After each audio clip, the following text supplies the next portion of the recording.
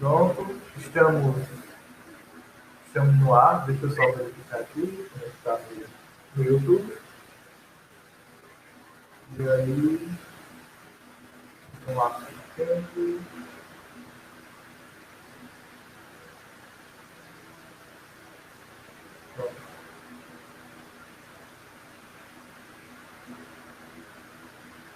Estamos ao vivo agora.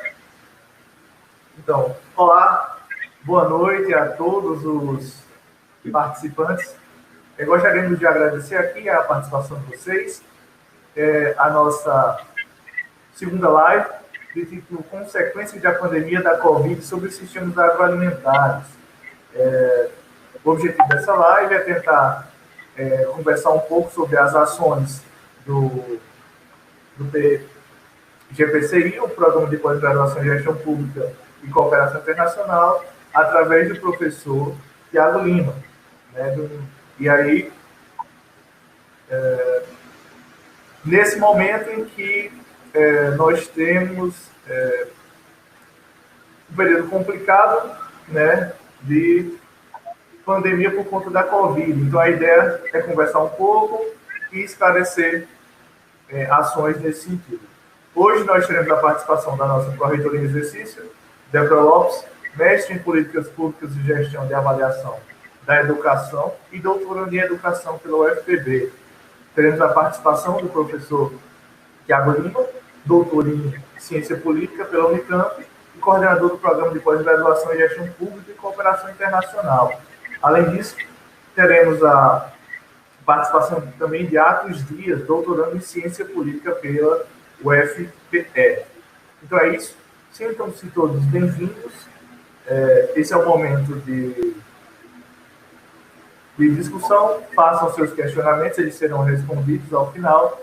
E quem vai abrir com a fala é a nossa pró-reitora, Débora Lopes.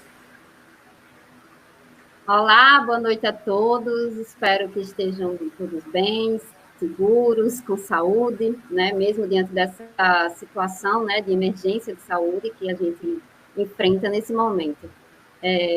Primeiro, eu gostaria de agradecer ao professor Tiago e ao Atos, que aceitaram participar dessa iniciativa da nossa pró-reitoria de pós-graduação, e tenho certeza que nos trarão uma troca de conhecimento, um debate bastante rico e interessante. Agradeço também ao Emerson, que com muita competência cuida de toda a logística da nossa live, que também a apresenta. Então, muito obrigada a todos aqui pela presença. Então, hoje eu venho aqui conversar um pouco com vocês, apenas de uma forma introdutória, falar um pouco sobre a importância da pós-graduação da UFPB nesse período de pandemia que estamos vivendo. E, inicialmente, o que me vem na mente é a missão da UFPB, para com a sociedade.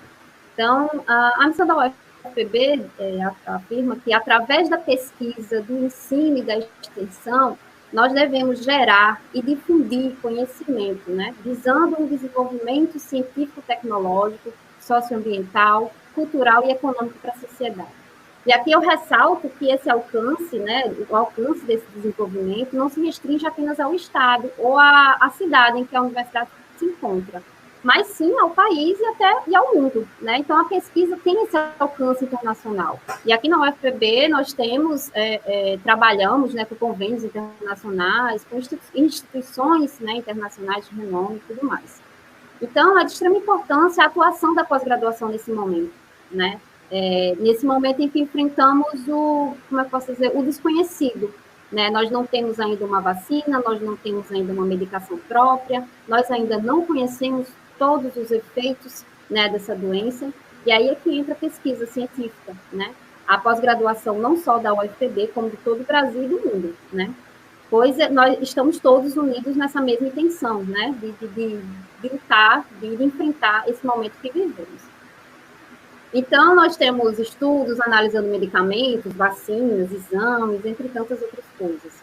E a UFPB ela vem atuando fortemente no auxílio à sociedade nesse período de pandemia, seja com a utilização de laboratórios para detectar, né, exames para detectar o Covid, seja na fabricação de álcool em gel para distribuição, seja na fabricação de máscaras, entre tantas outras, né, vertentes possíveis. Então, assim, o que eu vou fazer agora é citar alguns exemplos do que a pesquisa e a ciência ela pode nos oferecer, né, como sociedade. Então, vou citar aqui alguns pontos, né, de ações desenvolvidas pela pós. Então, inicialmente, nós temos a criação, por parte da UFPB, né, de um respirador pulmonar com monitoramento via celular e tablet, né, que custa cerca de 37 vezes menos do que os respiradores comercializados normalmente. E essa criação, né, ela foi destacada nacional e internacionalmente pelo nosso Ministério, né, da Saúde e pela imprensa internacional. Além desses respiradores, também nós tivemos o desenvolvimento de um outro respirador portátil, né, pelo programa de pós-graduação em Engenharia Mecânica e Elétrica, uma ação em conjunto da UFPB com o IFPB, né, e esse respirador ele não serve apenas nos casos para atender pacientes, né, vítimas dos casos de Covid, mas também para vítimas de para tratamentos de vítimas de outros problemas, né, como afogamento, infarto, por exemplo. Né? Então, essa é a primeira ação que eu queria destacar aqui, né, para vocês. Uma outra ação importante foi uma ação desenvolvida pelo LabMEC, anotei aqui, é o Laboratório de Inteligência Artificial e Macroeconomia Computacional, juntamente com o Programa de Pós-Graduação em Economia. Eles foram responsáveis pelo desenvolvimento de uma plataforma para acompanhamento da evolução do coronavírus na Paraíba. Então, essa plataforma, ela, além de nos fornecer a possibilidade de monitoramento, né, em tempo real, do município, do estado, ele também pode fomentar futuros estudos, né, sobre o tema. E um terceiro ponto que eu queria aqui destacar com relação ao Observatório Antropológico do Covid-19, do Programa de Pós-Graduação em Antropologia. Ele foi contemplado, né, com aprovação de um edital internacional para receber um apoio financeiro. Então, com isso, o Observatório Antropológico ele tem como objetivo mapear e fortalecer ações de auxílio a comunidades com problemas sociais, que são intensificados pela pandemia do Covid-19. Então, assim, estas são algumas das ações da pós-graduação da UFPB, né? Claro, tem aqui destacado ações mais práticas, né? De desenvolvimento científico e tecnológico, mas eu quero destacar que a pós-graduação também trabalha com análise, com estudo dessa pandemia, suas possíveis consequências, né? Mais com base no viés econômico, social, ambiental e cultural dessa nova realidade. Então, além de uma pesquisa prática, empírica, temos também a pesquisa teórica, né, do estudo, da análise. E para além destas ações, né, tanto a PRPG como os programas de pós-graduação, eles têm disponibilizado à comunidade, seja através de lives, das redes sociais, né, debates como esse, né, que nós estamos participando hoje, seminários virtuais, né, tratando de temas relevantes para a sociedade, não só a respeito do Covid, mas a respeito da sua área, né, de estudo. Então, são temas relevantes, né, e estão disponíveis à comunidade, tanto a comunidade acadêmica como a sociedade, né, em geral. Então, todo esse calendário de debate, eu quero te dizer, que está disponível, né, em nossa página na internet, no prpg.ufpb.br, e eu acredito que com essa ação, nós publicizamos nossas ações, né? E com isso a gente diminui a distância e aumenta o alcance da ciência realizada na UFPB, né? Então, acho que isso é um ponto muito importante, né? Nesse momento que vivemos atualmente. Então, com base nisso que eu falei, de uma forma introdutória, né? E bem objetiva, né? Para a gente poder dar início ao debate, é possível a gente entender um pouco da importância da pós-graduação nesse momento tão diferente, né, que a gente vive, nesse momento de pandemia. Então, pois, uma vez que temos com base, né, um estudo prático, empírico e também teórico, nós acreditamos que a pós-graduação e a UFPB, ela cumpre com sua função social, né, que é a de gerar e difundir conhecimento, né, visando a construção de uma sociedade mais desenvolvida e mais justa. Né? Essa é a nossa função social como instituição, né, de ensino. Então, com isso, né, com essa mensagem aqui, eu finalizo a minha fala e agradeço a todos pela atenção e já desejo aqui aos participantes dessa mesa virtual, né, e a todos que estão em casa nos acompanhando, um excelente debate. Então, boa noite e obrigada, gente. Obrigado, Débora. Agora nós teremos o professor Tiago Lima. Professor, gostaria que o senhor começasse nos falando um pouco sobre qual a relevância desse tema para a sociedade. Bom, boa noite a todos e a todas. Agradeço ao Emerson por mediar esse nosso debate aqui e a PRPG, na pessoa da Débora, por realizar esse tipo de evento, que é muito importante para a gente. A gente, especialmente que não vem de uma área de ciência dura e das tecnologias, né, que é a nossa área, a área da gestão pública e da cooperação internacional, esse momento para a gente é muito valioso. É muito importante para a gente mostrar para a sociedade o que a pós-graduação da área de ciências sociais está fazendo no intuito de ajudar o nosso país a superar esse momento, né? A relevância do tema, ela é, na minha opinião, a maior possível. Para muitos de nós, que normalmente temos a oportunidade de comer 3 vezes ou mais por dia, né, o ato de se alimentar não é algo refletido. A gente não para muito para pensar sobre isso. Na verdade, a gente quer agilizar esses momentos de alimentação para conseguir funcionar da melhor maneira possível.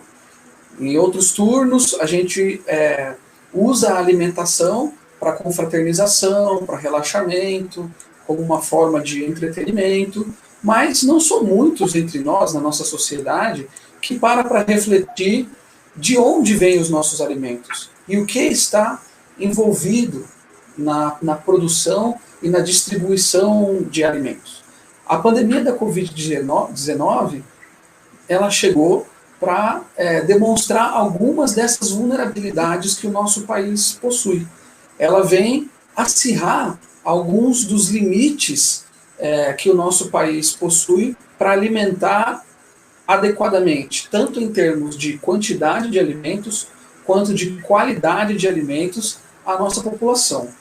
Então, eu acho que entender quais são os gargalos que nós enfrentamos para deixar a nossa população saudável, ainda mais num momento em que o nosso principal desafio é uma doença que ataca as pessoas com um sistema imunológico mais frágil, eu acho que esse tema ele acaba sendo da maior importância.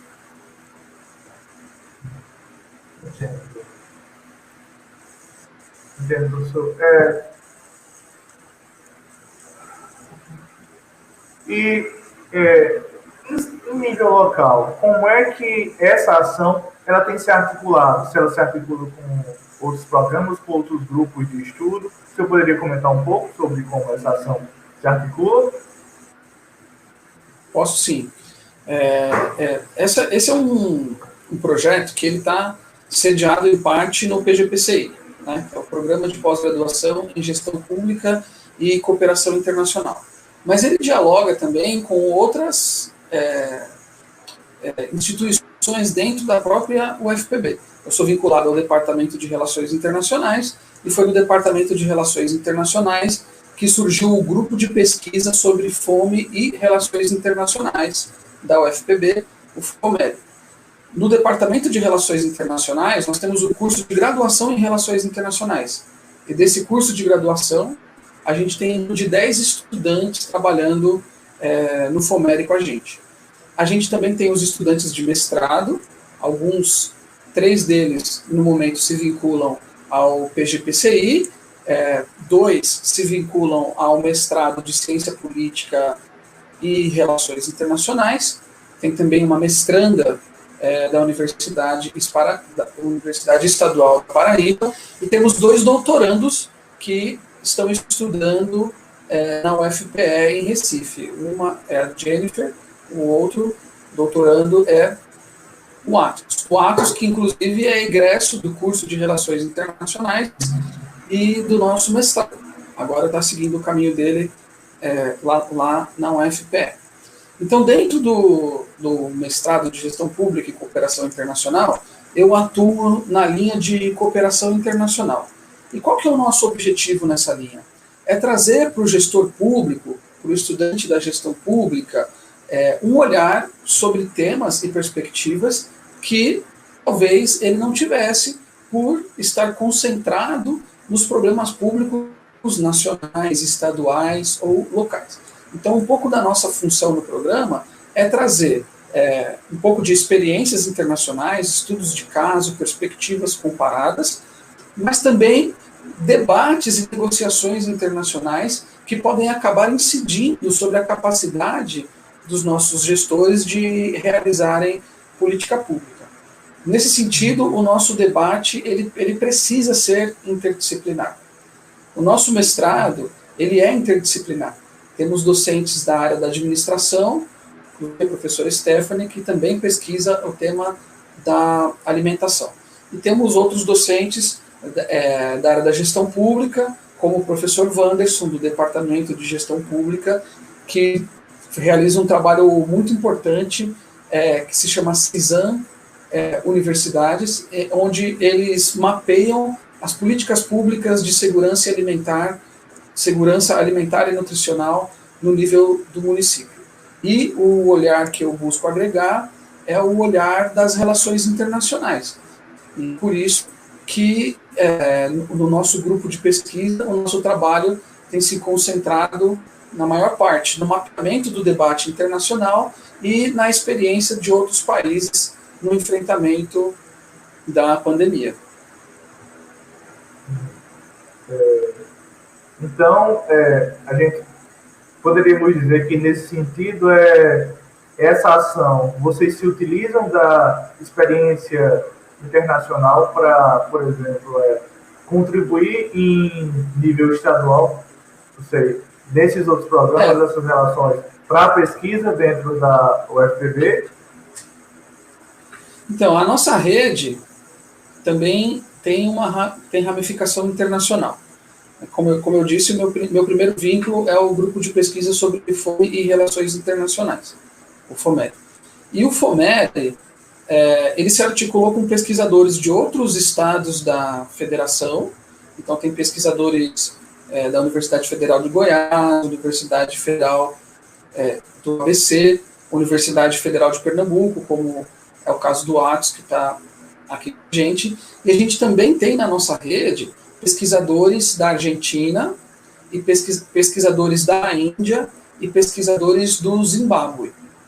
A gente consegue realizar esse diálogo internacional, né?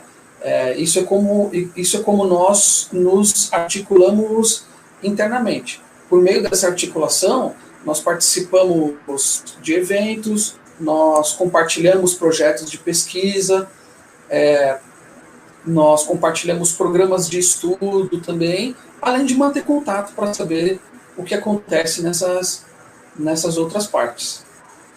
Com relação especificamente à pandemia da Covid, por exemplo, os nossos parceiros do Zimbábue e da Índia, eles mantêm um blog e um periódico científico internacional, que se chama Agrarian South, né, que em português é o Sul Agrário. O que é o Sul do ponto de vista das relações internacionais? O Sul é um nome que se dá aos países em desenvolvimento. Então, eles sustentam um periódico científico que busca pensar as questões agrícolas, agrárias e da alimentação a partir do Sul global, dos países em desenvolvimento, e também mantém um blog, que é um lugar que hospeda comunicações mais rápidas. Então, o que a gente tem procurado fazer?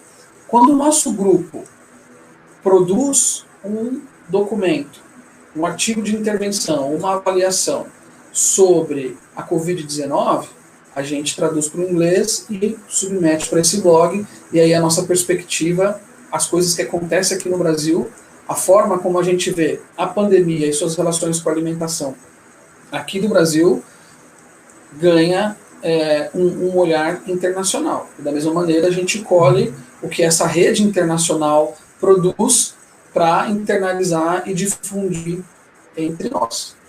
Então, do ponto de vista das relações internas, que eu estou imaginando que são as relações de rede de pesquisa, é assim que funciona. Certo.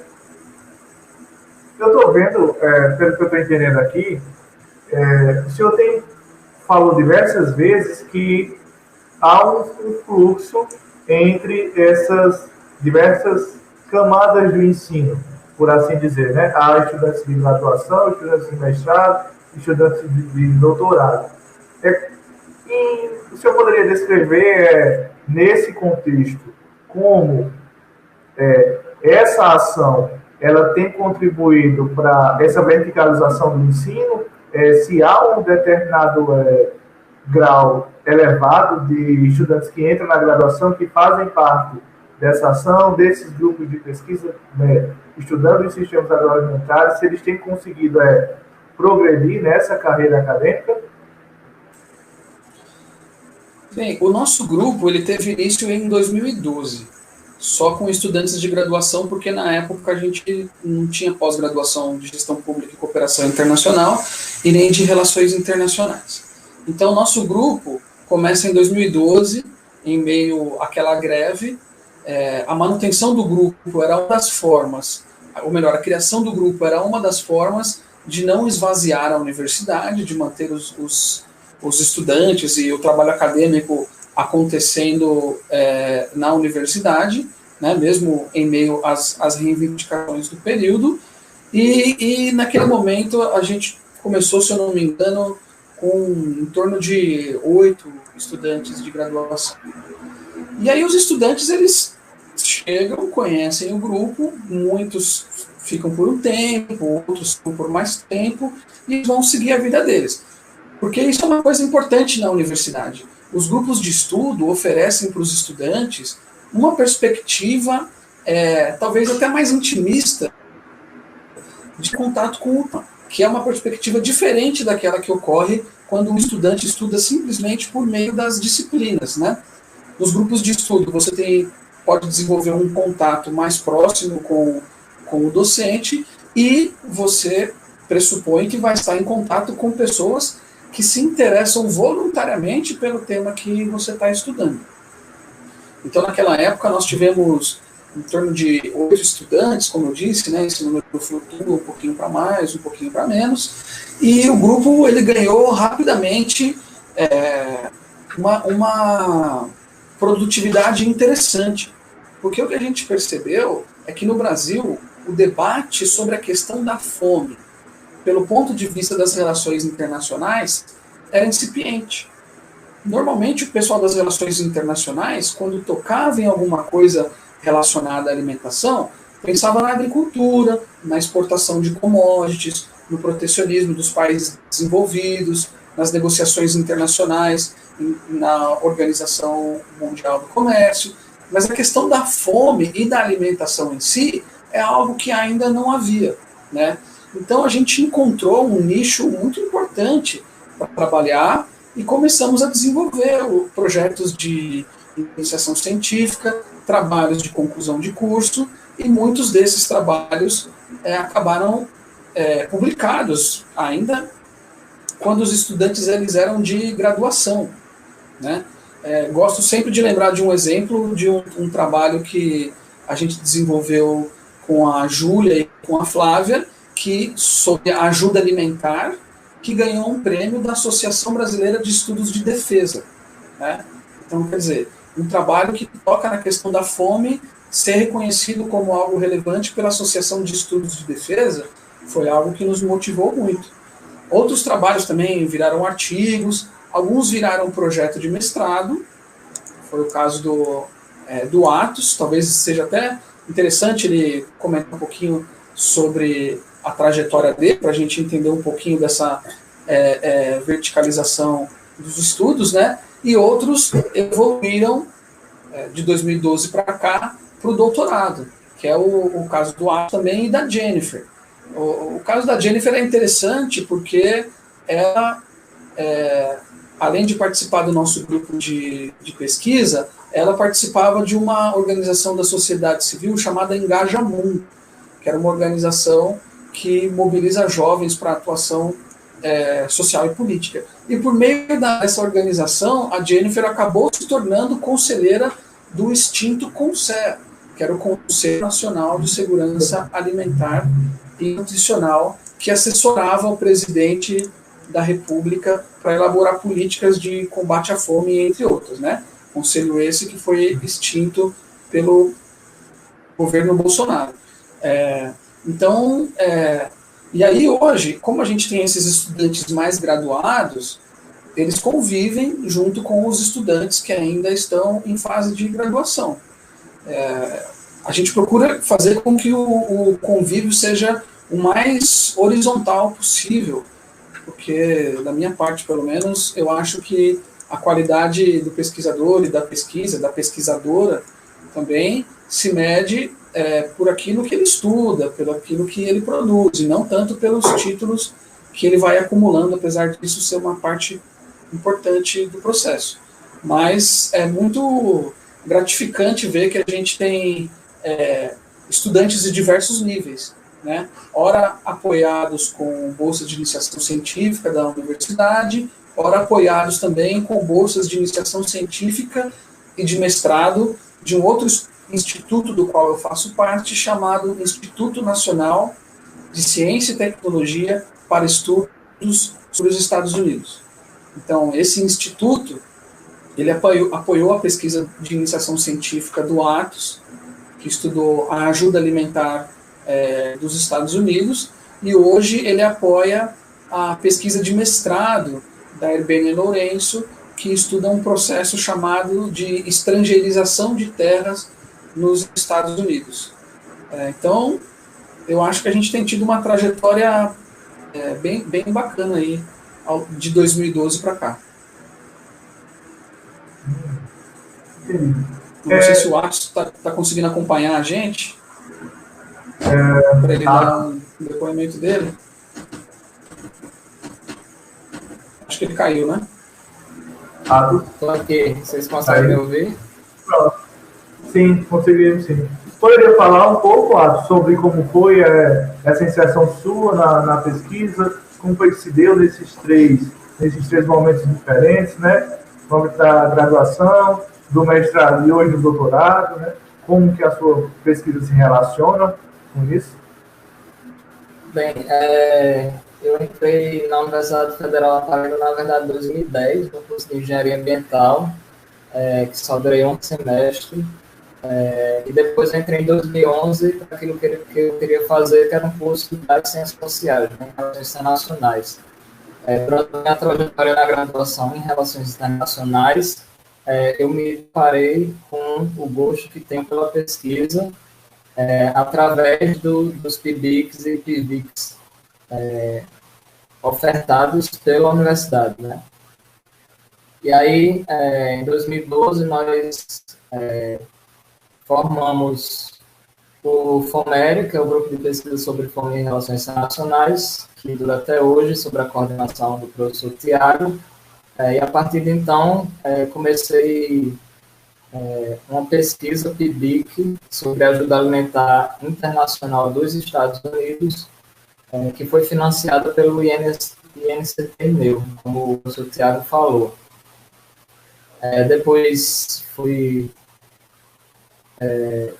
participei de um PIVIC, se não me engano, em 2014, dentro também do FOMERI, mas agora estudando a aquisição internacional de terras. Isso me ajudou bastante na minha formação, porque desse meu PIVIC foi que saiu meu projeto de mestrado, né? Fiz mestrado no programa de pós-graduação em Gestão Pública e Cooperação Internacional e estudei a atuação da Via Campesina, que é um movimento social transnacional, nos mecanismos de governança da aquisição transnacional de terras, do modo da compra internacional de terras. E depois do mestrado, me aventurei na ciência política, então hoje, atualmente, estou fazendo doutorado em ciência política, com um projeto também sobre aquisição transnacional de terras. Então, o grupo de pesquisa foi crucial na minha vida acadêmica, na etapa que eu tive na UFPB, porque me deu uma certa orientação, tanto o grupo de pesquisa quanto os PIBIC e o PIBIC que eu fiz durante minha trajetória na UFPB. Então, me serviu muito para dar uma orientação sobre minha agenda de pesquisa.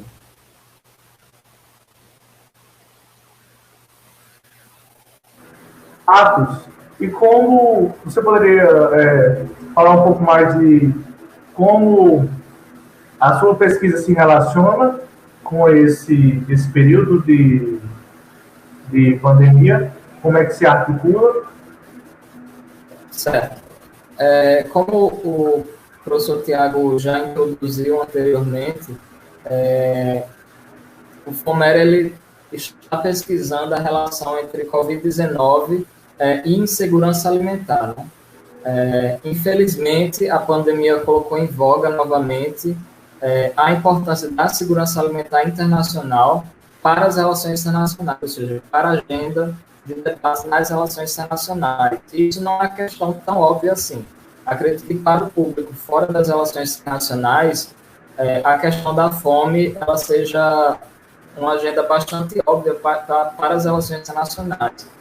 Porque, pelo menos na mídia nacional e internacional, às vezes se coloca muito em voga ações de países em alguns estados da África subsaariana, por exemplo, em relação a doações de comidas internacionais, etc. A fome mundial. Então, mas nas relações internacionais, e tem um artigo escrito pelo próprio professor Tiago, publicado em 2014, se não me engano, na Carta Internacional, que falava sobre a falta de estudos que relacionem fome e relações internacionais no Brasil. O professor Tiago colocava, inclusive, como uma agenda oportuna, porque, na verdade, é irônico um país como o Brasil, que durante um tempo a gente pode dizer que dominou a agenda da segurança alimentar a nível internacional, não existir trabalhos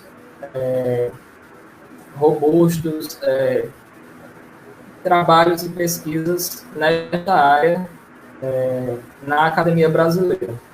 Bem, e com relação à pesquisa que o FOMER está desenvolvendo sobre os efeitos da pandemia de Covid-19 na insegurança alimentar, nós estamos trabalhando sobre como a Covid-19 pode impactar a cadeia mundial de suprimentos. Esse é um tema bastante pertinente, principalmente porque no dia 31 de março, tanto os diretores da FAO como da OMS, a OMS acredito que todos devam conhecer, porque está muito presente na mídia, que é a Organização Mundial de Saúde, e a FAO é também uma organização dentro do sistema ONU, que significa a Organização das Nações Unidas sobre Agricultura e Alimentação, ou seja, é uma instituição dentro do sistema ONU que cuida das questões agrícolas e alimentares. Fora essas duas organizações, a OMC, a Organização Mundial do Comércio, publicaram conjuntamente uma declaração expondo preocupações sobre os possíveis impactos da Covid-19 na segurança alimentar internacional. Eles trataram na declaração principalmente dos problemas que a Covid-19, que a pandemia poderia causar na cadeia mundial de suprimentos de alimentos, ou seja, no abastecimento mundial de alimentos, principalmente com relação a possíveis barreiras de exportações que os estados poderiam colocar como prevenção ao desabastecimento doméstico.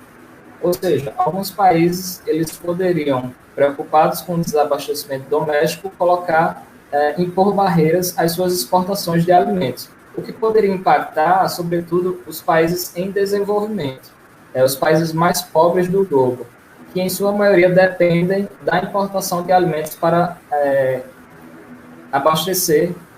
se abastecer nacionalmente. Isso também poderia prejudicar a ajuda alimentar internacional realizada por países como os Estados Unidos e também por organizações internacionais como o PMA. E só um parênteses aqui, a gente precisa saber que o mundo ele produz alimentos suficientes para abastecer toda a sua população. O problema que a gente enfrenta é a vontade política e é um problema de distribuição também. Ou seja, apesar do mundo produzir alimentos suficientes, existem pessoas passando fome, cerca de 800 milhões de pessoas, segundo a ONU. Então, a pesquisa que a gente está desenvolvendo dentro do FOMER agora é saber quais serão os possíveis impactos da pandemia sobre essa cadeia mundial de suprimento de alimentos.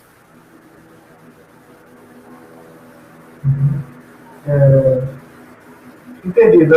Tiago e Atos, vocês poderiam, dentro dessa pesquisa, vocês poderiam falar sobre quais são as perspectivas que vocês têm visto, quais são os possíveis impactos a nível local e a nível internacional da Covid na alimentação, nos sistemas agroalimentares, na produção. Olha, essa pandemia vai castigar severamente muitos países, tanto países desenvolvidos quanto países em desenvolvimento. Vou começar falando um pouco dos países desenvolvidos, que é onde a gente acha que normalmente problemas tão desumanos quanto a fome não vão ocorrer na extensão que vão ocorrer. Tá? Então a gente sabe que a Espanha é um país que sofreu muito com a pandemia. Eles tiveram um nível de agressividade da doença lá e de mortes da sua população bastante alto. Numa época só perdia para a Itália. E o governo de Madrid, que é a capital da Espanha, né, anunciou que mais de 100 mil pessoas vão passar fome e vão precisar de ajuda alimentar. É uma crise de fome que vai superar a fome que foi vivida durante a Guerra Civil Espanhola na primeira metade do século XX. A Suíça, que é um dos países mais ricos do mundo, sede de muitos bancos, também conta já as dezenas de milhares as pessoas famintas. E no caso da Suíça, são principalmente os imigrantes que trabalhavam informalmente. Então essas pessoas não têm mais os seus empregos informais e não têm reserva monetária, não conseguem comprar os alimentos para se alimentar. Como bem disse o Atos, isso eu acho que precisa ficar claro, porque é uma oportunidade que nós, como país, que o mundo tem, é uma oportunidade que o mundo tem para refletir sobre isso. A gente nunca deve deixar de dizer que o mundo produz mais alimentos do que é necessário para alimentar todas as pessoas do planeta. Então, se a fome acontece hoje, é porque a política permite ou porque a política impõe a fome. Tá? O mundo vivencia um enorme desperdício de alimentos em tempos de normalidade. E na época da pandemia, isso também tem ocorrido, em meio à crescente fome. Vamos falar um pouquinho dos países em desenvolvimento. Vamos pensar aqui no Peru, que é um país nosso vizinho, que há pouco tempo era considerado uma das economias com melhor desempenho na América do Sul. O Peru entrou em regime de quarentena no dia 16 de março. Ele entrou muito cedo nessa quarentena, seguindo todas as recomendações da OMS. Do ponto de vista da política pública desse enfrentamento, o Peru fez um ótimo trabalho. Mas o Peru não está conseguindo lidar bem com a pandemia. Tem muitos casos e muitas mortes lá. Por quê? Porque 50% da população peruana não tem uma geladeira em casa. Mais de 70% da população peruana trabalha na informalidade. Isso significa muitas coisas. Entre elas, que essa pessoa não tem um salário mensal para sobreviver. Ela ganha o sustento dela no dia a dia. Então, por mais que o governo crie as políticas para que as pessoas fiquem em casa, as pessoas não podem ficar em casa, porque elas vão acabar passando fome. Então, isso leva os peruanos para a rua, sobretudo os peruanos da periferia. Esses peruanos vão aos mercados públicos, tanto para vender as coisas que eles têm para vender, quanto para comprar os alimentos, e ali acontece uma grande disseminação, tá? Que depois vai se distribuindo pela cidade. Conforme a situação no Peru foi ficando tensa nas grandes cidades, por conta da saúde pública e do desemprego, todas as dificuldades que advêm da pandemia, os peruanos começaram a voltar para o interior em busca do apoio de suas famílias. E o que aconteceu no Peru? Esse movimento de migração em busca da segurança, inclusive da segurança alimentar, está levando o vírus para o interior. Isso está acontecendo no Peru já tem um mês, mais ou menos. E esse mesmo movimento está começando a acontecer agora aqui no Nordeste. Na semana passada, um jornal soltou a notícia. Os nordestinos que estavam no Sudeste começam a voltar para os interiores do Nordeste em busca do apoio familiar. Então, uma parte da nossa pesquisa é mostrar para os gestores públicos, para os políticos, o que acontece nos outros países, para ver se aqui no país a gente consegue tomar decisões melhores de enfrentamento à pandemia. Vou dar um outro exemplo. Agora, tratando dos Estados Unidos, que é o país a maior economia do mundo, né? E como que falhas no sistema alimentar e sistema econômicos deles podem nos dar lições para pensarmos o que fazer aqui no nosso país. Então você veja, os Estados Unidos têm uma população de 8 milhões de famintos. Isso antes da pandemia eclodir. A perspectiva é que, dentro dos próximos meses, cerca de 17 milhões de pessoas nos Estados Unidos entrem em fome severa. Já é possível encontrar tranquilamente nos jornais imagens de filas quilométricas de gente precisando receber comida. Tá? Então, você tem esse quadro de fome se agravando nos Estados Unidos, num período em que eles tinham o menor desemprego da história deles. Por que essa fome atinge tão rápido essas pessoas? Porque elas não tinham bons empregos que permitissem a elas fazer uma poupança, e porque o Estado americano não tinha as estruturas de seguridade social para apoiar essas populações nesse momento de grave crise. Né? E aí isso gera dois impactos no sistema agroalimentar dos Estados Unidos. Vou mencionar esses dois, entre outros. O primeiro impacto é que, por conta da doença, a quarentena impõe limites à movimentação de pessoas. E por causa desse limite à movimentação de pessoas, os imigrantes mexicanos, muitos deles ilegais, que iam para as lavouras americanas fazer a colheita, não estão indo mais. Qual que é a consequência disso? Um monte de produto vai estragar no pé. Tá? Enquanto tem muitas outras pessoas passando fome no país. Veja só, o Uruguai contrata todo ano uma quantidade de brasileiros do Rio Grande do Sul para trabalhar no seu corte de cana. Esse ano o Uruguai falou que já vai reduzir a importação de mão de obra brasileira em 75%. Né? Então você vê que esses problemas eles são globais, e olhar para o que acontece no mundo pode nos ajudar a desenhar políticas públicas melhores. Um outro exemplo, que esse vai ser muito importante, especialmente aqui para Paraíba, para o Brasil em geral e para Paraíba em particular. Nos Estados Unidos, os frigoríficos, que são aquelas fábricas de carne, tanto bovina quanto suína e de aves, esses frigoríficos, essas fábricas de carne, estão registrando uma quantidade enorme de pessoas com Covid-19. Tá? Eles estão em ambientes refrigerados, normalmente um ao lado do outro, os trabalhadores e as trabalhadoras, e trabalhando com fluidos o tempo todo, né? As medidas de segurança não são suficientes, uma pessoa fica doente e vai contaminando todas as outras. E aí, quando essas pessoas saem das fábricas, elas contaminam as suas comunidades também. Por conta disso, diversas fábricas de carne nos Estados Unidos estão fechando e levando a um desabastecimento nas cidades. Os americanos são viciados em comer carnes de todos os tipos, assim como são os brasileiros. Então, isso gera instabilidade política, insatisfação e aumento nos preços, o que vai impactar a fome, especialmente das pessoas mais pobres. Agora, no Brasil, o mesmo tipo de coisa tem começado a sair na mídia, né?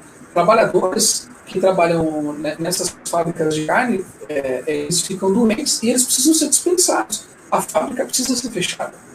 Só que quando isso não acontece, isso se torna um problema muito grave, tá? No caso da Paraíba, quando a gente tem algumas dessas fábricas no interior, veja só a gravidade do problema. A pessoa contrai a Covid no frigorífico e retorna para a casa dela. Provavelmente alguém da família dela, é um agricultor.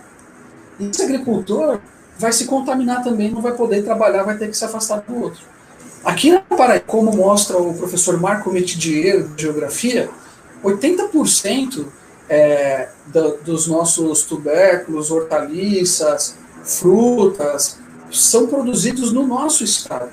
Se essas pessoas ficarem doentes, a gente vai ter mais um problema para enfrentar com relação ao nosso abastecimento, né? Porque a gente não vai ter trabalhador rural para produzir inhame, macaxeira, para produzir as frutas que a gente come. Então, o que os gestores públicos no Brasil precisam entender é que a questão da fome, em meio à pandemia, ela não pode ser tratada como uma coisa isolada. Ela é uma célula do que compõe o todo social. E esse todo social precisa de ser tratado com coordenação. Do contrário, uma parte da sociedade vai funcionar, a outra não vai funcionar, uma vai contaminar a outra e a gente vai desmoronar. E não vai ser por falta disso, porque a experiência dos outros países que ficaram doentes mais cedo do que nós está mostrando isso para a gente. Então a gente não tem desculpa de dizer que a gente não sabia. Se a fome aumentar, em grande parte vai ser, como eu já disse no começo, porque a política permitiu. E isso vai ser lamentável, para dizer o mínimo.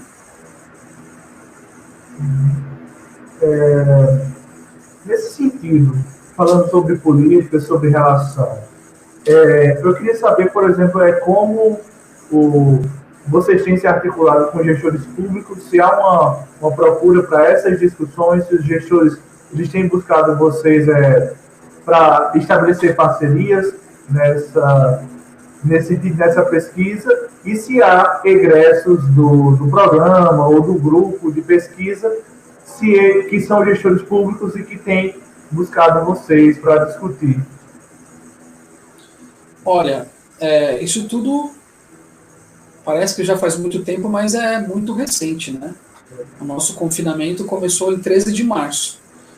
Então, até a gente entender o que estava acontecendo e conseguir articular o nosso grupo, o FOMERE, para trabalhar nisso, demorou um tempo, né? Eu, como docente, eu tenho minha capacidade de trabalho severamente restringida por conta do regime de trabalho domiciliar. Uma filha pequena aqui em casa, minha companheira também trabalha, então, na prática, eu tenho um turno do dia só para trabalhar. Isso reduz a minha capacidade de trabalho, e os estudantes, cada um tem o seu contexto, uns um pouco melhor, outros um pouco pior, então isso reduz a nossa capacidade de trabalho.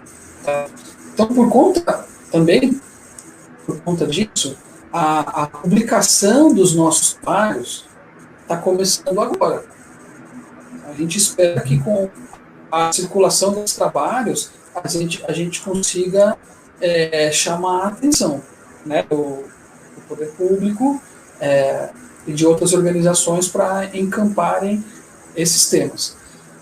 Eu não sei se tem alguém do grupo articulado com algum gestor público. Eu sei que nós temos estudantes que moram em cidades do interior, em Bananeiras, tem gente que está trabalhando na agenda do FOMERE lá do Piauí, porque teve que voltar para o Piauí nesse contexto. Não sei se eles estão conseguindo conversar com alguém por lá.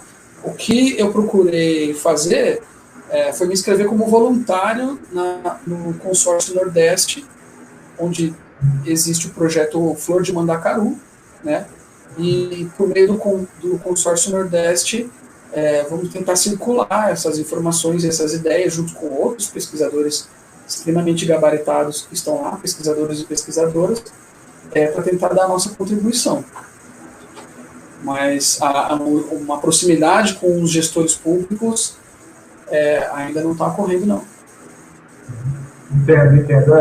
Nessa parceria com o consórcio Nordeste, como é que vocês têm visto a questão também de relações, por exemplo, com organizações da sociedade civil, ONGs, associações, sejam associações de agricultores, associações de pescadores que lidam com esses sistemas de alimentação, com movimentos sociais? Como é que vocês têm compreendido essa relação e a importância desse consórcio, dessas parcerias? Então, a minha participação no consórcio ela é ainda muito embrionária, né? Então, eu não tenho condição de te dar informações mais detalhadas. Mas, se algum pesquisador quiser se voluntariar para o consórcio, a dinâmica é mais ou menos a seguinte: você se voluntaria, aí você entra num grupão de WhatsApp.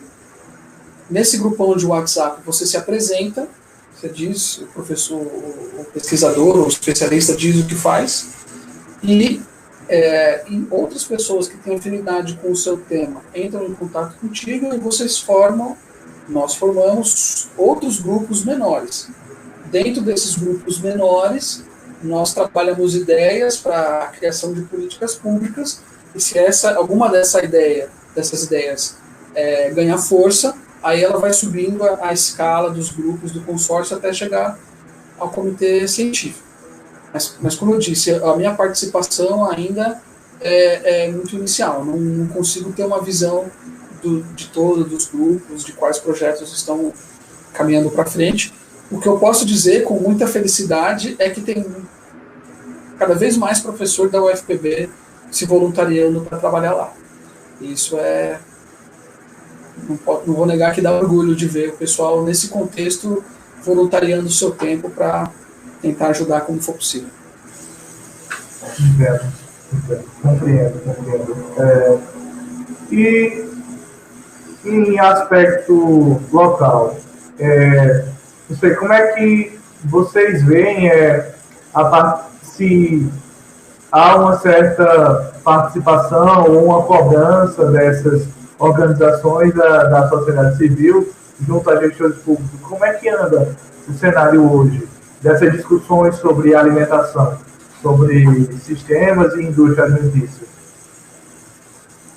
Eu acho que a gente pode dividir essa reflexão em duas partes. A primeira é que aqui na Paraíba, as organizações do setor agrário, que trabalham com camponeses, estão fazendo um bom trabalho de articulação para enfrentar a pandemia, né? Realizando muitas lives, mas também realizando ações mais concretas, como, por exemplo, criar caminhos, maneiras para os consumidores se conectarem com a produção desses pequenos produtores, tá? Então, veja só, Emerson, no mundo inteiro, as populações que mais passam fome em todos os países são as populações rurais, porque normalmente são as mais pobres e não têm poupança. Aqui no Brasil, nada garante que isso vai ser diferente. Então, se as pessoas não conseguirem encontrar mercado, elas vão entrar numa crise severa. Tá? Então, é importante que as pessoas, principalmente as pessoas da cidade, procurem algum fornecedor, algum produtor rural, que não seja dentro de um supermercado, para se abastecer. De preferência, alguém que produza orgânicos, de preferência, alguém que produza agroecologicamente, que mantenha uma relação com esses produtores, para que eles tenham um mínimo de estabilidade, para continuar investindo, produzindo e fornecendo esses alimentos que têm altíssima qualidade, o que é extremamente importante para enfrentar um surto de doença, né, e para manter o sustento dessas pessoas. Vale mencionar um projeto de extensão feito por estudantes da UFPB, não me lembro agora qual que foi de que curso que eles eram, mas eles criaram uma plataforma super simples em que eles disponibilizavam telefone e WhatsApp de produtores rurais e o consumidor podia entrar em contato com esse produtor e encomendar os seus produtos, né? Desde arroz, feijão, milho até as hortaliças, legumes e frutas. Então é mais um trabalho que a UFPB fez importante nesse cenário que outras organizações da sociedade civil vêm fazendo também.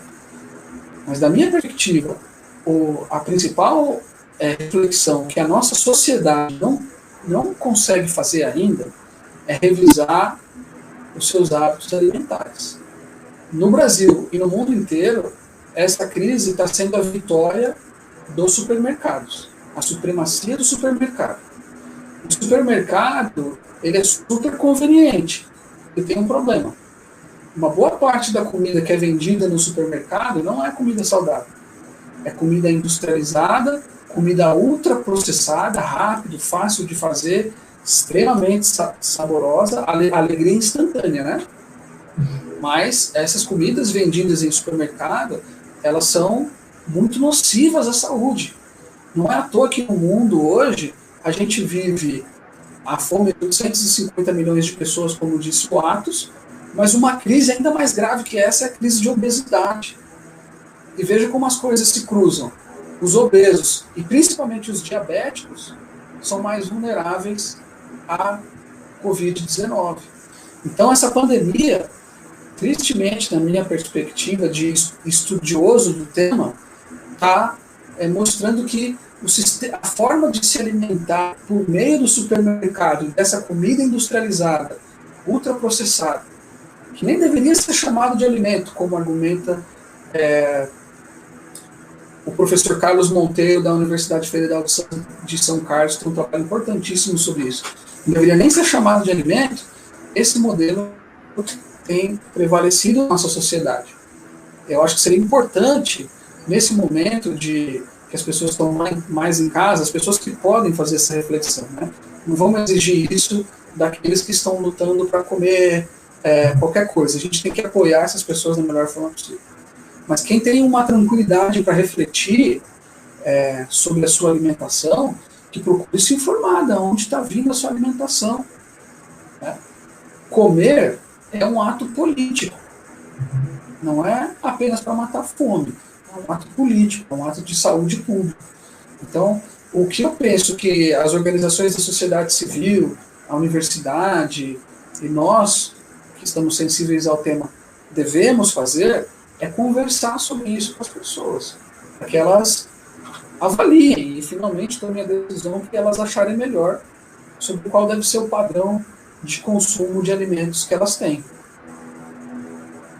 Não sei se o Atos gostaria de comentar alguma coisa, acho que eu acabei falando demais aqui. Atos?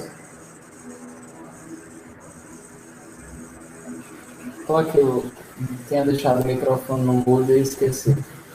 Bem, sobre a questão local, né, a questão brasileira,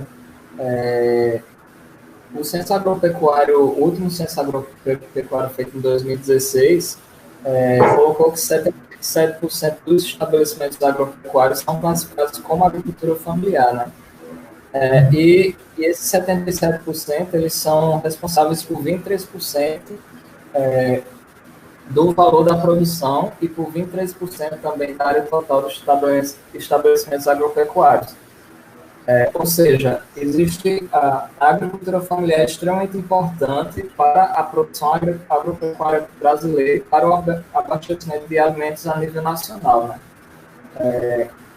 E a crise provocada pela Covid-19, ela ataca principalmente a agricultura familiar. A gente viu ultimamente nos noticiários que o Brasil ele, vive um período de deflação, né?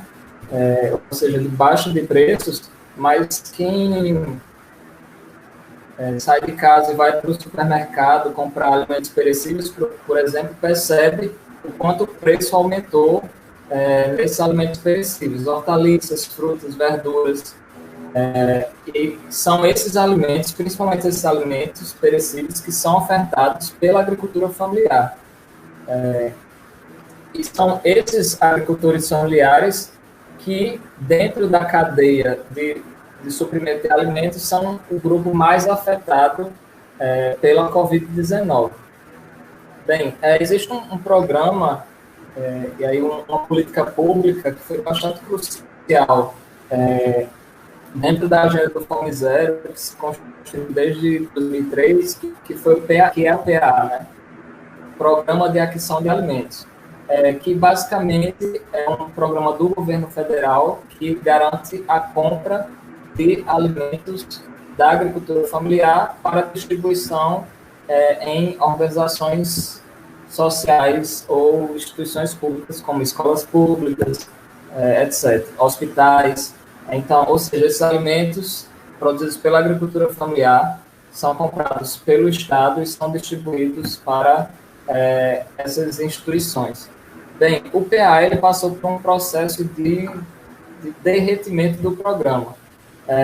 Não é um processo atual, se eu não me engano, é desde 2012 que o PA vem passando por um processo de queda no orçamento.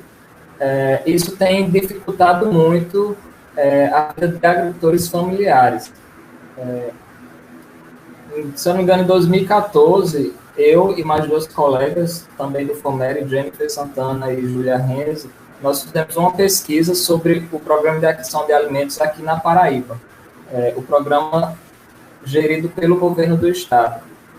E nós percebemos algumas falhas importantes no programa, mas também como o agricultor familiar ele precisa de políticas públicas que os fortaleçam.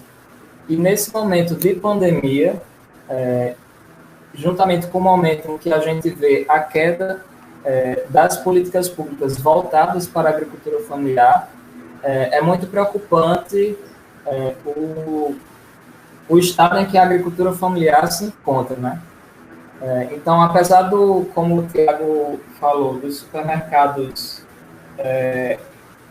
estarem lucrando com isso, né? Afinal, é algo bastante fácil ir a um supermercado e comprar produtos industrializados. Existe uma parcela do setor agroalimentar que está sofrendo muito com esse momento de pandemia. E esse setor é a agricultura familiar.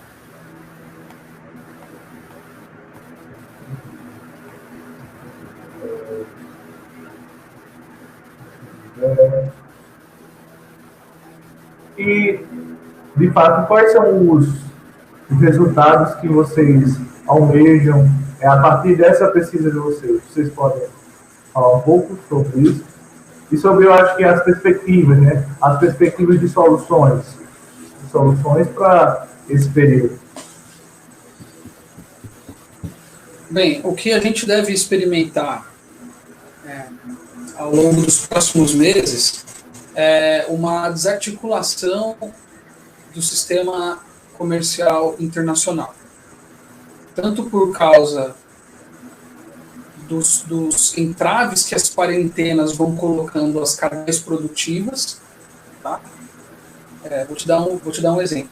No Sudeste Asiático, mais ou menos 100 milhões de pessoas dependem da renda proveniente da cultura do arroz para se sustentar. E a cultura do arroz lá já vinha sofrendo os impactos da mudança climática, é um ano de seca, essa é uma temporada de seca lá. Acontece que muitos dos trabalhadores dos campos de arroz são idosos, então eles adoeceram e tiveram que ficar mais restritos por quarentena, né? Isso significa o quê? Por diversos motivos, a produção de arroz no Sudeste Asiático vai diminuir.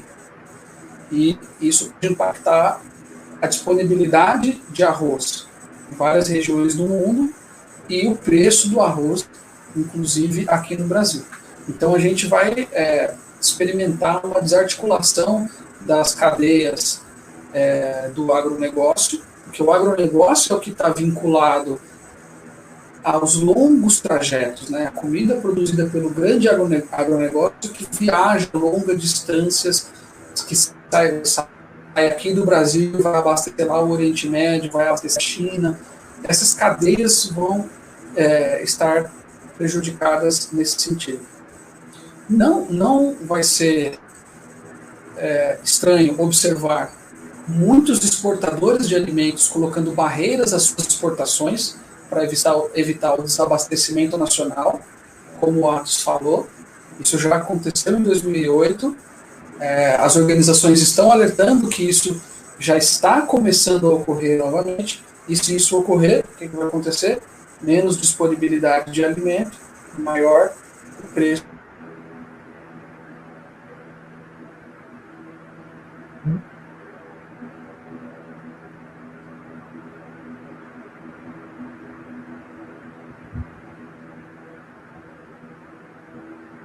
Oi?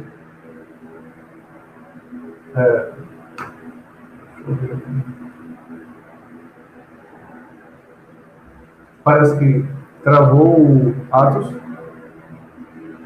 Travou, não foi? De Tiago? Eu estou aqui. Tiago, eu acho que travou. Travou. Então, então você poderia continuar a falar sobre as perspectivas futuras, Atos, enquanto ele volta? Certo. A gente, vou continuar o que o Tiago estava falando. A gente hoje, a nível internacional, tem o que se chama, um autor das relações internacionais, que é o Philip McMichael, chama de regime alimentar corporativo. O regime, a gente não regime alimentar para as relações internacionais não é algo relacionado à dieta alimentar ou algo do tipo, mas é um conjunto de regras formais e informais que introduz um ordenamento social das relações internacionais de produção, circulação e consumo de alimentos dentro de uma determinada conjuntura histórica mundial. E a atual conjuntura histórica mundial coloca as grandes corporações, os grandes conglomerados, como os atores que dominam o sistema agroalimentar ou o regime alimentar internacional. Então, são essas grandes corporações aliadas aos países em que elas se originam, que dominam e ditam as regras de todo o processo do sistema agroalimentar a nível internacional. E esse regime alimentar atual, ele incentivou um certo modelo, que é um modelo agroexportador, e é baseado nas grandes corporações agrícolas, mas também exigiu que países em desenvolvimento, países pobres, abrissem sua economia para o comércio internacional. E como consequência, as economias, sobretudo o mercado alimentar desses países pobres, foi dominado por essas corporações, por essas grandes corporações, e em alguns países destruiu a agricultura local, o pequeno comércio local. Então fez com que países em desenvolvimento, países pobres, se tornassem dependentes da importação de alimentos. Para vocês terem uma ideia, os 5 grãos mais consumidos no mundo são arroz, milho, sorgo, cevada e trigo, são dominados por grandes potências, que a gente costuma chamar de agropotências, ou seja, produção de alimentos não é, como se diz aí, um setor econômico restrito a países pobres. Na verdade, os grandes produtores agrícolas são países ricos. Então, China, Estados Unidos, Rússia e União Europeia dominam a produção dos grãos mais consumidos no mundo. Então, ao mesmo tempo que eles dominam essa produção, eles também dominam a distribuição e o mercado internacional de alimentos. Então, existe uma certa hegemonia dentro do mercado mundial de alimentos feita por essas grandes potências e essas corporações. Isso acaba prejudicando países em desenvolvimento à medida que, no meio de uma pandemia, essas grandes potências agrícolas resolvem limitar as exportações agrícolas. Isso faz com que o preço dos alimentos aumente a nível internacional e, assim, países pobres eles tendem a gastar muito mais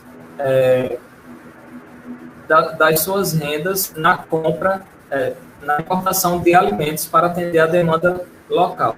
Então, eu acho que a saída a nível internacional tem que ser pensada através da cooperação internacional. E em níveis locais, e aí mais especificamente falando do Brasil, é preciso que o governo invista em políticas públicas de forma integrada.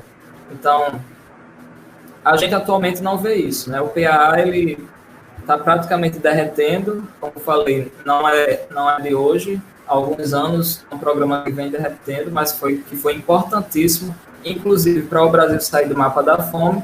E a nível internacional, o país, a gente chama de país hegemônico, que é os Estados Unidos, que é um dos maiores produtores agrícolas e é um dos principais cabeças das organizações internacionais, inclusive o Programa Mundial de Alimentos e a FAO, a Organização das Nações Unidas para a Alimentação e a Agricultura, parece não estar...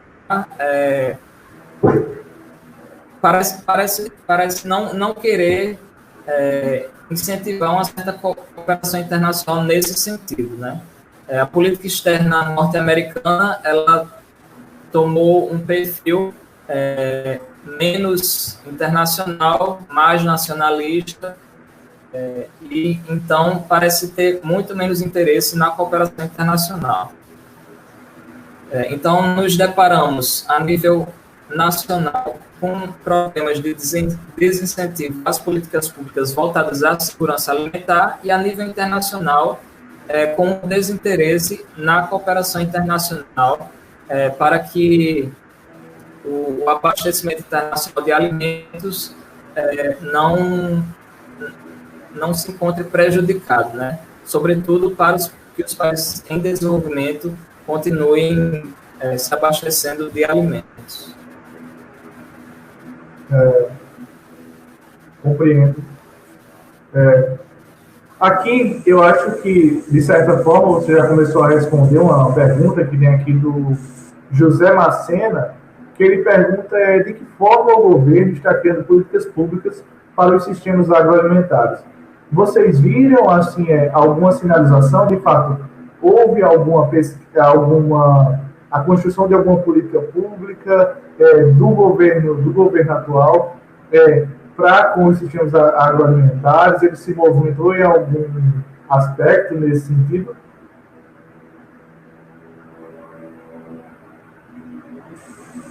O governo prometeu, acho que assinou esses dias, um aumento de recursos financeiros para alguns programas de alimentação, como o caso de programa de alimentação escolar, que está sendo redesenhado, mesmo com a falta de coordenação do governo federal, para atender as crianças que não estão recebendo mais a sua alimentação nas escolas, né? Só para dar um dado do tamanho desse problema, estima-se que no Brasil 40 milhões de crianças não estejam recebendo a alimentação escolar. Então, como que a alimentação dessas crianças está ocorrendo, né? Mas eu acho que, além de criar novas políticas criativas para enfrentar essa pandemia, o governo, em primeiro lugar, tem que parar com as políticas de destruição do sistema de segurança alimentar e nutricional brasileiro, porque senão a gente não vai ter como reagir. Por exemplo, é imperioso que o CONSEA volte a funcionar. O CONSEA, o Conselho Nacional de Segurança Alimentar e Nutricional, que é um órgão que reúne lideranças da sociedade civil e dos diversos ministérios para criar propostas e assessorar a presidência no enfrentamento do problema da fome. Então, o CONSEA precisa voltar a funcionar rápido. E se não houver disposição para a recriação do CONSEA nacional, que eu sou bastante pessimista em relação a isso, o consórcio Nordeste deveria criar um próprio Conselho Nordestino de Segurança Alimentar e Nutricional. Essa foi uma ideia que surgiu lá no projeto Flor de Mandacaru. Outra coisa que o governo federal precisa parar imediatamente é com o projeto de desarticulação da CONAB, que é a Companhia Nacional de Abastecimento. É uma empresa estatal que organiza os estoques de alimentos e a distribuição de alimentos no Brasil, que é um país de território continental. Antes desse governo e do anterior, os países da América do Sul procuravam o Brasil para ensiná-los a fazer uma empresa estatal de estoque e abastecimento de alimentos. E essa empresa estatal vem sendo desmontada, porque o governo entende que a alimentação funciona de uma forma mais eficiente quando ela flutua ao sabor do mercado, né? Então, pensar políticas criativas é mais importante, principalmente políticas que vão além de distribuir cesta básica. Muita gente que está ouvindo a gente aqui, Emerson, provavelmente já se articulou para distribuir cesta básica para a comunidade carente, né? Fazer aquela cotinha e comprar arroz e feijão, distribuir e tal. Isso é importante, mas isso está provado no mundo inteiro. Não sei se o Atos chegou a comentar isso, que eu perdi uma parte da fala dele. Mas quando você doa alimentos sem planejamento, você destrói a produção do agricultor familiar. E como a gente já disse, era uma das populações mais vulneráveis, né? Então, para não me alongar muito, além de criar políticas criativas para enfrentar esse problema, o governo federal precisa imediatamente parar de destruir as instituições e as estruturas que a gente tem para enfrentar o problema da fome. De fato, a CONAB teve uma contribuição importantíssima, eu vejo, também através acho que foi um dos órgãos que provocou, em certo aspecto, a criação de diversos bancos de sementes que nós temos hoje na Paraíba, né? Acho que tem um papel importante nesse sentido, essas discussões. E aí, já para caminhar aqui ao final, tem uma fala de Carolina Albuquerque, que aí ela traz, né, fala do projeto de extensão que o senhor citou, né, que ela fala que é o Capacita Secap, do DTA lá do CTDR, né, que foi em parceria com o Centro de Informação, e eles criaram esse aplicativo. E aí eu queria que o senhor falasse um pouco sobre, nesse sentido, voltando voltando e estando fora da universidade, como o senhor vê nesse sentido, o papel dessas articulações entre pesquisa e extensão, entre desenvolvimento e inovação, nesse sentido, para a criação de ações mais estruturadas para a sociedade. A pandemia, ela está mostrando muitas das nossas fragilidades, das vulnerabilidades do Estado brasileiro, mas também tem mostrado a sua força também em alguns setores, né? O SUS está resistindo bravamente, apesar da falta de comando coerente, e as universidades públicas, que estão sob ataque desde o primeiro dia, estão mostrando o seu valor nas diversas áreas do conhecimento. E o que a sociedade precisa entender é que nós, professores, junto com os estudantes, nós somos pagos para pensar os problemas do Brasil. Só que as soluções dos problemas que venham a emergir, elas não são de fácil concepção. Por isso que a universidade tem que ficar funcionando, né? Já aquecida, para quando aparece um problema, ela já está mobilizada e poder atacar esse problema. A Débora comentou na introdução dela que a UFPB teve uma resposta muito rápida em tecnologias de equipamentos, né? Professores da geografia e da economia, grupos da geografia e da economia, têm desenvolvido aplicativos e mapas para subsidiar políticas de quarentena, para mapear a evolução do vírus. Na UFPB, a gente tem o Núcleo de Políticas Públicas e Desenvolvimento, que também está realizando um trabalho monitorando as respostas em nível estadual, a produção de dados em nível estadual. Mas no nosso campo, Emerson, eu acho que uma coisa que a gente pode fazer é contribuir para a reflexão sobre qual é o sistema agroalimentar que nos convém. A situação da pandemia, ela vai durar um tempo ainda, a gente não consegue ver uma solução para ela, né? Mas quando ela acabar, a gente vai ter a oportunidade de revisar algumas coisas. E uma das coisas que seria importante de a gente pensar, e dentro da academia, junto com a sociedade civil, amadurecer, na minha perspectiva, um grande plano de reforma agrária para o país. Tá? Vou explicar por que eu acho que essa é uma boa ideia. Em primeiro lugar, porque a gente viu que as aglomerações em grandes cidades, elas são extremamente nocivas. Já eram nocivas de outras maneiras, as pessoas morando em favelas, para ficar num exemplo só. Mas no contexto de pandemia, isso é um covil da morte. E a aglomeração em grande cidade, as pessoas normalmente não sabem disso, mas é um fenômeno do terceiro mundo, dos países desenvolvidos. Normalmente, nos países desenvolvidos, há uma parcela maior da população que mora no campo do que nas grandes cidades. A aglomeração em grande cidade, proporcionalmente, é um problema maior dos países em desenvolvimento.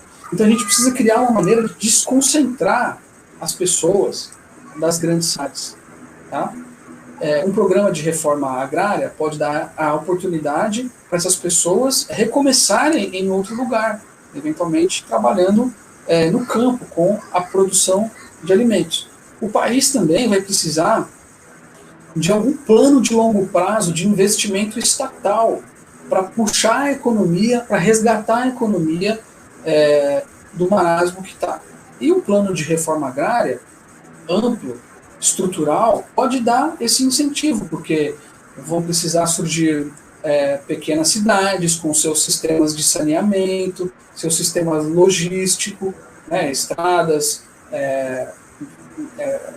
linhas elétricas, sistemas de saneamento básico, que faz tanta falta nas grandes cidades como nas regiões mais remotas, e um programa desse, então, poderia ser um bom motivo para o Estado direcionar um plano de investimento de longo prazo para resgatar a nossa economia. E, finalmente, com a desconcentração da população e a ampliação dos programas de reforma agrária, talvez a gente possa, e as políticas públicas vão ser muito importantes para isso, criar sistemas curtos de produção, distribuição e abastecimento. Porque muitas vezes a gente que compra comida em supermercado, a gente nem sabe de onde vem a comida. Muitas vezes essa comida atravessou o oceano. Não sei se as pessoas sabem, mas o Brasil se tornou importador de feijão recentemente, né?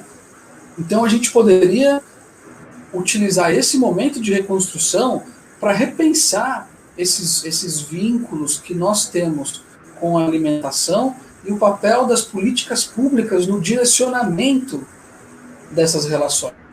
Isso tudo que eu estou falando pode ser sintetizado num conceito que é o conceito de soberania alimentar, que não significa nada mais, nada menos de que o povo, a nação, por meio dos instrumentos do Estado, decidir soberanamente como vai produzir, disponibilizar e distribuir os alimentos, né?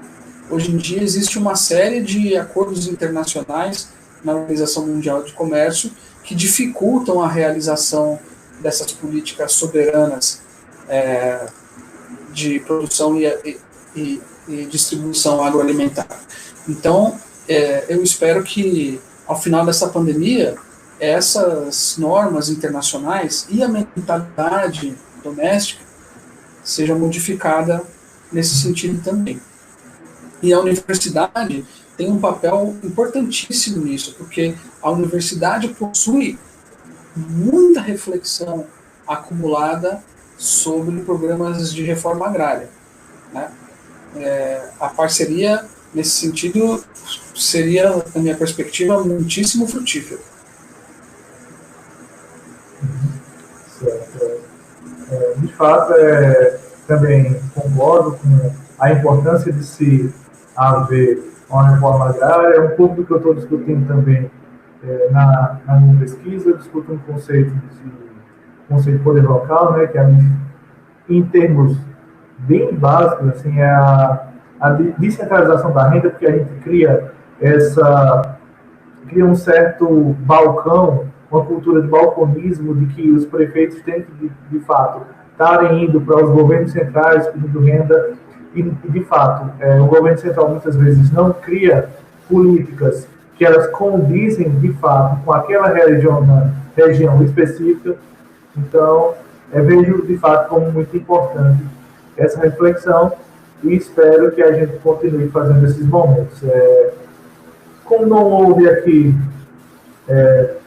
mais nenhuma pergunta, vamos encerrar, já vai fazendo 1h30, já estamos no horário limite. Gostaria de agradecer ao Atos e ao professor Thiago Lima, a proreitora de exercício Débora, que ela já saiu da pós-graduação, mas, de fato, é isso.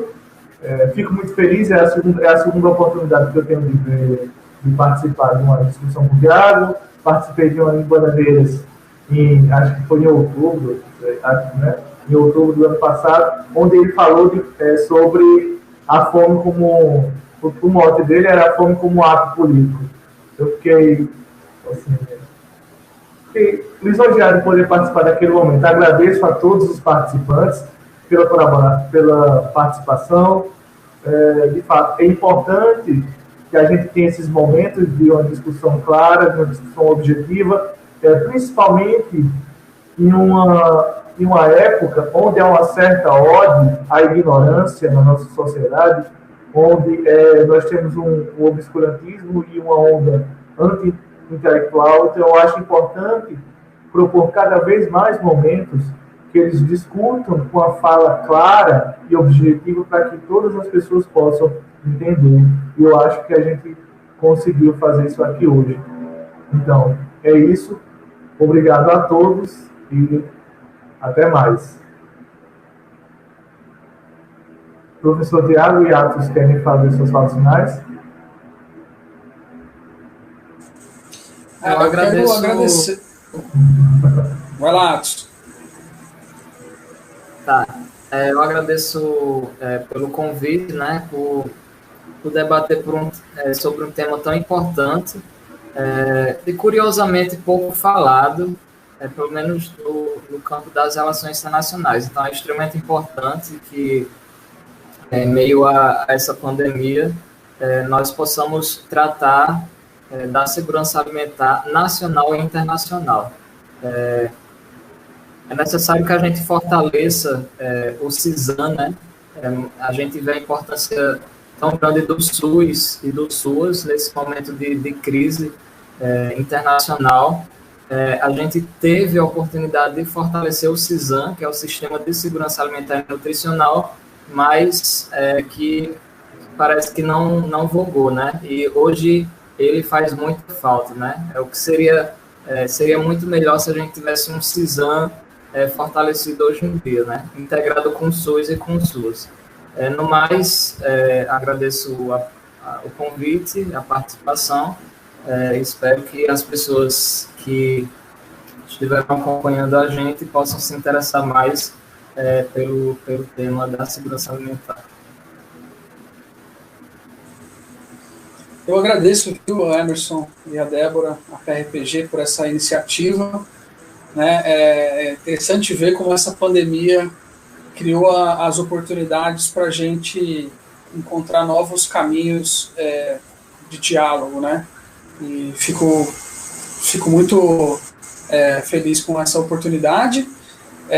Eu não sei se eu entendi direito, mas você disse que a fome é um ato político, né? Na verdade, comer é um ato político. Desculpa, leve engano. Mas a fome é, sim, um fenômeno político, porque ela só ocorre porque a política permite ou impõe. Mas comer é um ato político. Então, poxa, a gente já tem tanta coisa para pensar no nosso dia a dia, vai ter que pensar ainda mais naquilo que a gente come, né? Mas espera aí, quais coisas são mais importantes do que pensar naquilo que a gente come? Eu acho que é um pouco isso que a gente poderia aproveitar essa oportunidade para refletir agora. E para concluir, fazer um pequeno merchan aqui, se possível, né?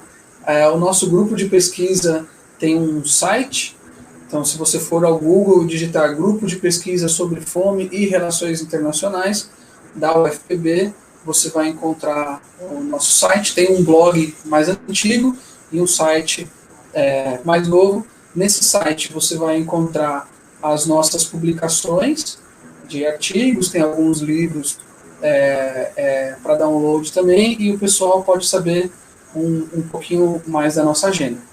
E comentários e críticas, como sempre, serão muitíssimo bem-vindos. É isso? Encerramos por aqui. É isso. Até mais. Tá ótimo. E lembrem, comer é um ato político. Até a próxima. É isso. Falou.